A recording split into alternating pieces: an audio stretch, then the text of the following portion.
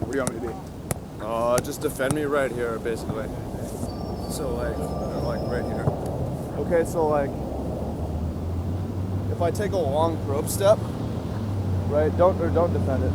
Okay, got For it. the first time, if I take a long probe step, the defense is in danger of giving up this, or say defend it a little more, but still like not enough, right? So like, I'm gonna probe way out, but still like not quite enough. The hesitation can beat me. Yeah, okay, and then like actually take it away, right? Okay. Probe step into shot.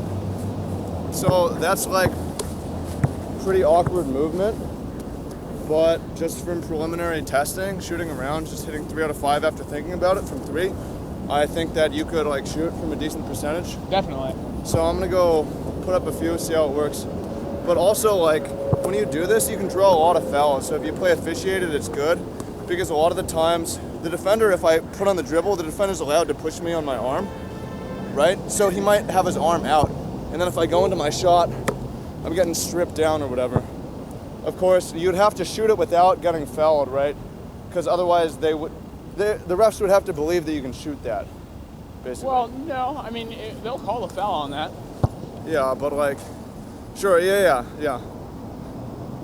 So long, and then shoot, basically.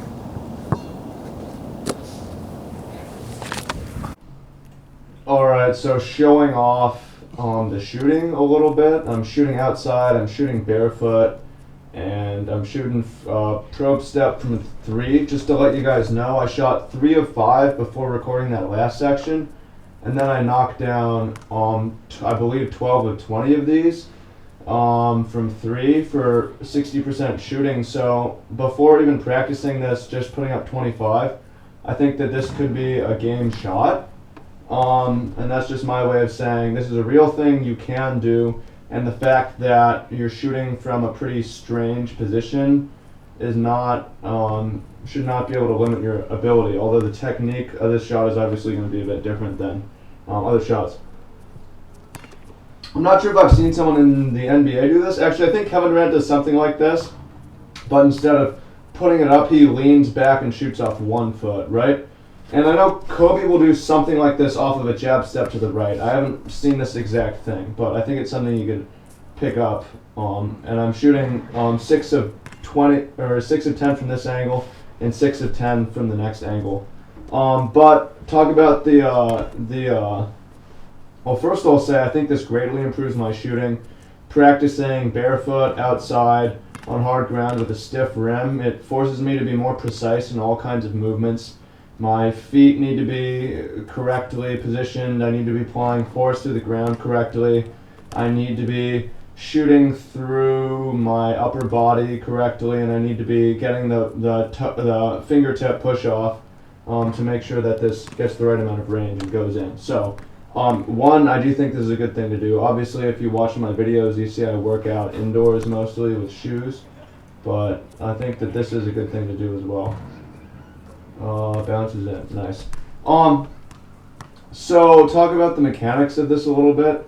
So first thing I'll say is that this is a little bit different kind of a shot from the kind of shot you'll see most of the current like coaches talk about as fundamental. I'm talking pro shooting systems, pro shot coach, and b-ball breakdown all identify that you want to hop and then dip and then come out of the shot and sway back.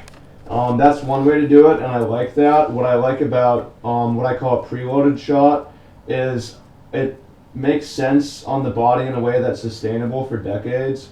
Like, there's the kind of shot that is effective now and will be effective when I'm 50 because it's just much easier on the body. And that's because it's a really controlled, tight motion with an easy landing. There's less elevation. It's not less slow, though, because it's a tension shot. You're holding your whole body in tension and then exploding out. And that's a departure from, the fundamental, which I think is fine, too. But I think this works. The fundamental of being elastic, dropping into it, and then jumping out. I'm saying, well, we could do that. We could also be preloaded keep a lot of tension in our body, explode out of it, and it's going to make sure that our knees are tracking correctly, make sure we have a nice easy landing and all that. So the way that we do that is by applying a lot of rotation on the ground. This is the main thing. And if you have any problems with knee pain from shooting or anything like that, or ankle pain from shooting, this is a really big key that I found, as I love to put up shots, and after 8 years I started to have problems, and I identified causes, and the last year has been pretty cool. But basically the way that it works is instead of dipping into it and shooting, I'm going to set the probe step out there, and I'm going to push off the ground really hard, basically. It's called creating torque, external rotation. It makes sense if you describe it as trying to spread the floor or tear the ground. You're trying to spread the floor, push out, basically. And what that does is it activates your whole body, braces your whole body, because you're stationary but you're in tension. If that makes sense. Like, imagine flexing every single muscle in your body, but then like tensing it in such a way that you just have to release and the ball comes out. And that's basically the way it works.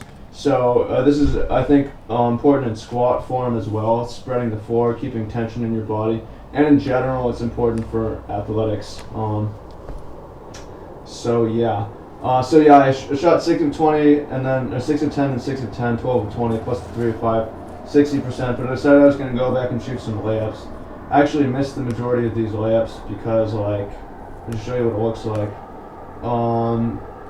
The rim's like super weird. I mean, I shot 60% from 3, but I can't do it from layup, so that's weird. But just, I guess it makes my shot look better, which is worth it. As for how the shot works, yeah, I talked about creating tension, and then it's going to be a one motion shot where you're turned a little to the left of the basket. I like that. And basically your arm is directly under the ball, your elbow is directly under the ball. That way you can move your arm directly up in one motion, which pushes the ball out. And then I have a little bit of fingertip push off as well.